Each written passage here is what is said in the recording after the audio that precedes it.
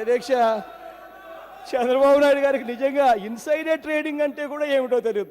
కనీసం ఆ పదం కూడా దాని ఇన్సైడ్ ట్రేడింగ్ కాదు సార్, ఇన్సైడర్ ట్రేడింగ్ అంటారు దాన్ని.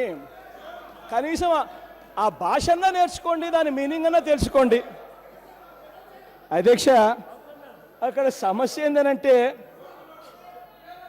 మీ బినామీలందరూ మీ భూములు కొని సెటిల్ అయిన తర్వాత వారి భూములు అక్విజేషన్ లేదా పూలింగ్ నుంచి తప్పించి వారి పక్కన ఉన్న భూములన్నీ పూలింగు అక్విజేషన్లో తీసుకోవడం అన్నది చాలా అన్యాయమైన విషయం దొరా.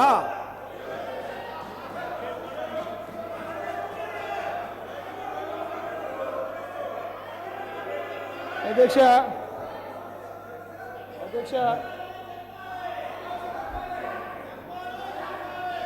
అదే మాదిరిగా అధ్యక్ష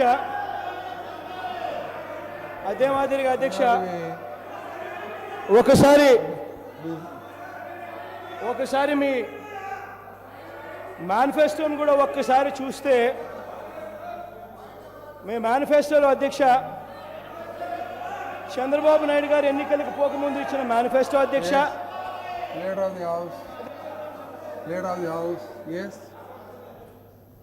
ఒక్క ఎకరా కూడా అధ్యక్ష మీరు అవకాశం ఇచ్చినప్పుడల్లా వైల్డ్ ఎలిగేషన్స్తో పోతున్నారు. మాకు అవకాశం ఇవ్వాలంటే ఎట్లా అండి? ఎవరి మీద ఎలిగేషన్ పెడుతున్నారో వాళ్ళు మాట్లాడాలి కదా. ప్లీజ్ కూర్చోండి, ప్లీజ్ కూర్చోండి. 29 గ్రామాల్లో అధ్యక్ష ప్లీజ్. ఆ రోజు మేము ల్యాండ్ పోలింగ్కు నోటిఫికేషన్ ఇచ్చాం, దానికి కట్టుబడి ఉన్నాం. ఒక్క ఎకరా కూడా ఎవరికి ఎగ్జంప్షన్ ఇవ్వన్నాం. కొంతమంది పక్క గ్రామాలు వచ్చి మా భూమి కూడా తీసుకోమంటే వీలు కాదు, ఎందుకంటే ఎక్కువ భూమి తీసుకుంటే వీళ్ళ విలువ రాదు. అలాంటప్పుడు ఎవరైతే ల్యాండ్ పోలింగ్లో ప్రభుత్వాన్ని నమ్ముకొని భూమి ఇచ్చారో వాళ్ళ విలువ పడిపోతే నష్టం వస్తుంది. ముందు ఇది ప్రాజెక్టు పూర్తి కావాలి. ఈ 54,000 ఎకరాల్లోనే రాజధాని ఉంటుందని చాలా స్పష్టంగా చెప్పి, 1-2 గ్రామాలు మాత్రం వాళ్ళు ముందుకు రాకపోతే వాళ్ళని కన్విన్స్ చేయడానికి ఆ 2 గ్రామాలు మాత్రం వదిలిపెట్టాం.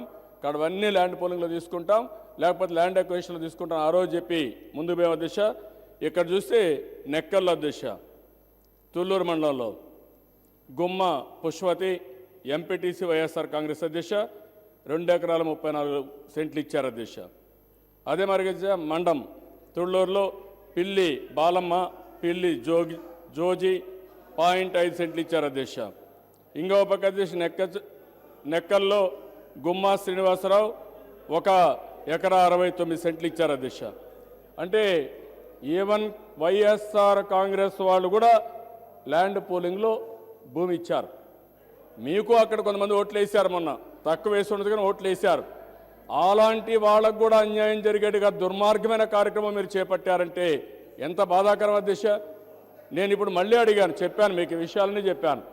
మళ్ళీ ఏమంటారు, వేగ్గా వేరే వాళ్ళ దగ్గర మీరు ల్యాండ్ పోలింగ్లో తీసుకోకుండా అవాయిడ్ చేశారు అని మళ్ళా ఆరోపణలు పెడుతున్నారు. ఇది చాలా వేగ్గా మాట్లాడడం, కన్ఫ్యూజ్ చేయడం, ప్రజల్ని మభ్యపెట్టడం మంచిది కాదు అధ్యక్ష. మేము చాలా స్పష్టంగా 29 గ్రామాలు ఏవైతే ఉన్నాయో అనౌన్స్ చేశాం, మేము అందరినీ కన్విన్స్ చేశాం, వాళ్ళు కూడా ఒప్పుకున్నారు, అందరూ కూడా ఏకగ్రీవంగా ఇచ్చారు. మీరు హైకోర్టుకు వెళ్ళారు, సుప్రీంకోర్టుకు వెళ్ళారు, గ్రీన్ ట్రిబ్యునల్కి వెళ్ళారు, ఎంతమందిని పెట్టాలో అంతమందిని పెట్టి ఎంత అడ్డం పెట్టాలో అంతవరకు అడ్డం పెట్టారు, కానీ మీ వల్ల కాలేదు. ఈ రాష్ట్రంలో మీరు చేసే దుర్మార్గమైన చర్య ప్రజల్ని రెచ్చగొట్టలేకపోతే ఏదో విధంగా కుట్రలు చేయడం, కులాల మధ్య, ప్రాంతాల మధ్య, లేకుంటే మతాల మధ్య చిచ్చు పెట్టడానికి కూడా ప్రయత్నం చేస్తున్నారు. ఈ మంచి పద్ధతి కాదు. నేను అందుకే అడుగుతున్నా, ఒక విషయం వచ్చింది, ఈ విషయం వచ్చి చెప్పండి మీరు. పలాంది ఇక్కడ ల్యాండ్ పోలింగ్లో నోటీస్ ఇచ్చారు, మళ్ళా తీసేస్తారు, మీరు చెప్పండి, ఒక్క పేరు చెప్పండి, చెప్పలేకపోతే అపాలజీ చెప్పండి. అంటే మీరు ఇష్ట ప్రకారం ఫస్ట్ టైం ఎమ్మెల్యేగా అయిన వ్యక్తి ఇంత విచ్చలవిడిగా ప్రవర్తించడం ఏం సబబు అధ్యక్ష? అనుభవం ఉండేవాళ్ళు ఇంతమంది ఉన్నాం ఇక్కడ, మీకు అనుభవం ఉంది, మాకు అనుభవం ఉంది.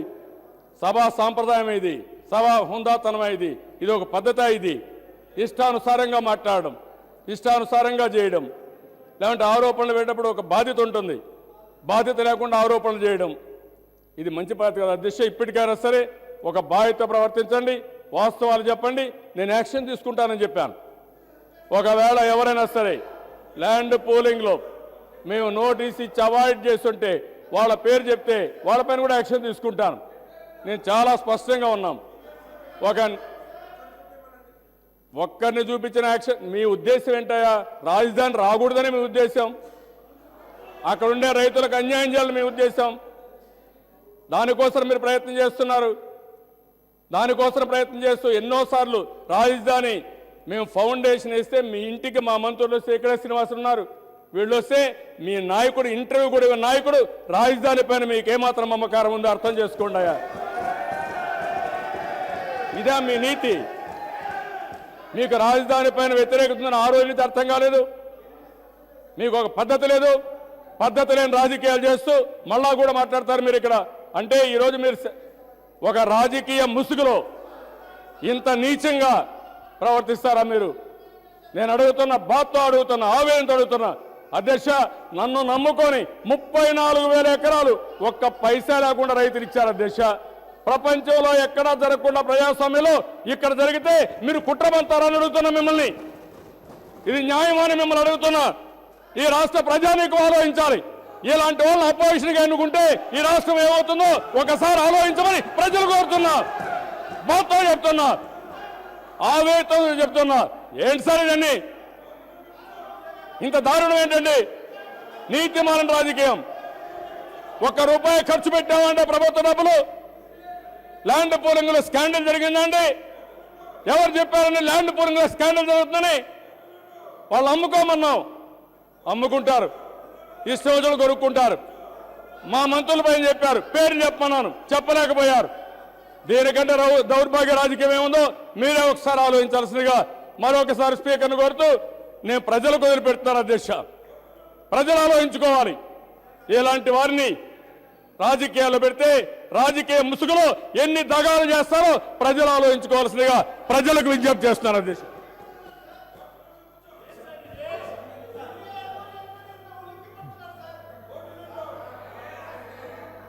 అధ్యక్ష, ఇంత సీరియస్ ఇష్యూ మాట్లాడుతూ ఉంటే అధ్యక్ష, జగన్మోహన్ రెడ్డి గారు ప్రతిపక్ష నేత, మిగిలిన వారు నవ్వుతా క్యాజువల్గా ఆకతాయి నవ్వుతూ ఉన్నారు అధ్యక్ష. ఇది ఇది ఇది చాలా దారుణం అధ్యక్ష. ఇది చాలా దారుణం. ఇది కేవలం ఏంటంటే అధ్యక్ష, వారికి మీరు ఏదైనా మాట్లాడుకోండి, నేను చెప్తాను. కేవలము అధ్యక్ష, వారికి రాజధాని మీద ప్రేమ ఎంత ఉందో అనేది అందరికీ తెలుసున్న విషయం. రాజధాని శంకుస్థాపనకు కూడా ఇన్విటేషన్ కూడా తీసుకోకుండా, రాకుండా, కనీసం విషెస్ కూడా చెప్పకుండా, అంటే వాళ్ళ ప్లాన్ ఏంటంటే అధ్యక్ష, కేవలము ఏదో ఒక సిబిఐ ఎంక్వైరీ చేయండి అని ఒక ప్రజల్ని మభ్యపెట్టి, లేకపోతే ఎవరిని ఇన్వెస్టర్స్ రాకుండా చేయటమే తప్ప ఇంకా వేరేది ఏమీ లేదు అధ్యక్ష. చంద్రబాబు నాయుడు గారు, గౌరవ ముఖ్యమంత్రి గారు ఇంత బ్యూటిఫుల్ ప్రపోజల్ చెప్పారు. మీకు ఏదైనా ఉంటే, ప్రూఫ్ ఉంటే మీకు సమర్పించమని చెప్పారు. దాని ప్రకారము యాక్షన్ తీసుకుంటామని చెప్పారు. అది కాకుండా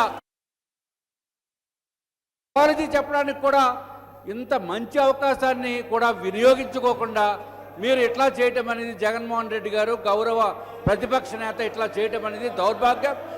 అయినా అధ్యక్ష, దీన్ని ఇంకా కొనసాగించడం అనేది వైల్డ్ ఎలిగేషన్స్ చేసినప్పుడు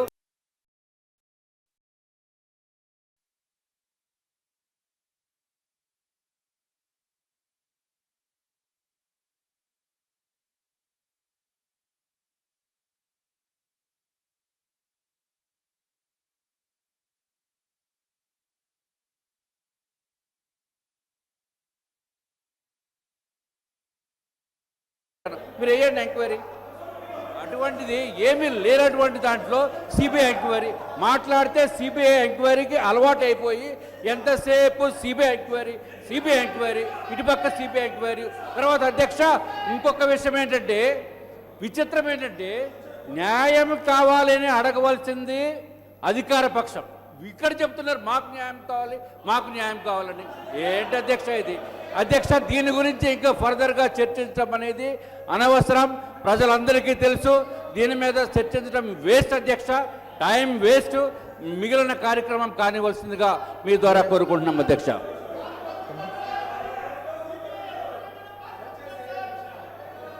అధ్యక్ష, మీ ద్వారా నేను ప్రతిపక్ష నాయకుడిని ఒకటే కోరుతున్నాను, దయచేసి మనం ఈ రాష్ట్రంలో రాజధానికి మనం ఎక్కడా లేని విధంగా అన్ని అన్యాయాలు జరిగిన తర్వాత ఒక రాజధాని కట్టుకోవాలంటే ఇవాళ మనం ఆ రాజధానికి విలువ లేకుండా అక్కడ రైతులందరికీ అన్యాయం జరుగుతుంది.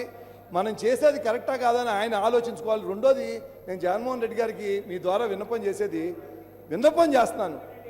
దయచేసి నాకు తెలుసు మా నాయకులు నరేంద్ర మోడీ గారి దగ్గర నుంచి, వాజ్పేయి గారి దగ్గర నుంచి, అద్వానీ గారు, రాజ్నాథ్ సింగ్ గారు, అరుణ్ జైట్లీ గారు ఎంత గౌరవం ఇస్తారో, ఆయన అంత ఆవేదనగా, ముఖ్యమంత్రి గారు అంత ఆవేదన అందరూ చూస్తున్నారు, రాష్ట్ర ప్రజలందరూ ఆవేదనగా చేస్తా అంటే వెకిల్ నవ్వులు ఏంటది? అది సైకో మెంటాలిటీ, తప్పకుండా సైకో మెంటాలిటీ. నేను విశాఖపట్నంలో మనకు అదృష్టం ఉంది. సైకో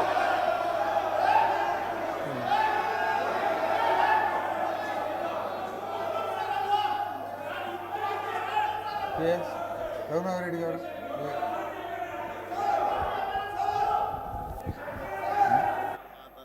సార్ అధ్యక్ష, సార్ 3 అంశాలు మాత్రమే ప్రస్తావిస్తాను సార్. కొద్దిగా జగన్మోహన్ రెడ్డి గారు మంత్రుల మీద, నాయకుల మీద అనేక రకమైన ఆరోపణలు చేశారు. తనకు సాక్ష్యపత్రిక ఉంది కదా అని, ఛానల్ ఉంది కదా అని హద్దు పద్దు లేకుండా అడ్డాదిడ్డంగా అనేక రకమైన ఆరోపణలు వచ్చాయి.